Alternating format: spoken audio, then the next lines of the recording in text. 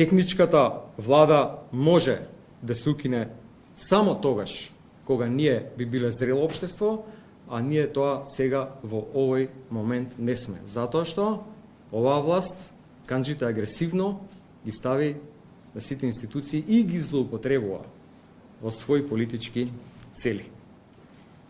Не смее да се укине техничката влада, затоа што е тоа само светлина, единствена можност за честни и фер избори. Тие не ја сакаат техничката влада, затоа што кога ќе влезе министер од опозиција, ќе има увид во сите злоупотреби и во целиот коруптивен систем кој што е сега поставен. И за крај дозволете да резимирам. Кој оди на состанокот, кој што го иницира премиерот Мицкоски, е поддржувач на изолацијата на земјава и дава легитимитет на сите антидржавни политики.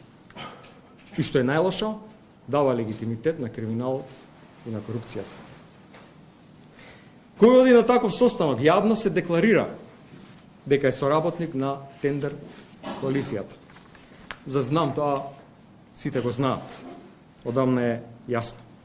Тендер коалиција на плаќање, на уцена, нивната соработка е веќе јасно дефинирана, тоа нашиот антикорупцијски тим секојдневно го образложува и го обзнанува. Време е да се знае кој е за Македонија, а кој е за криминал и корупција.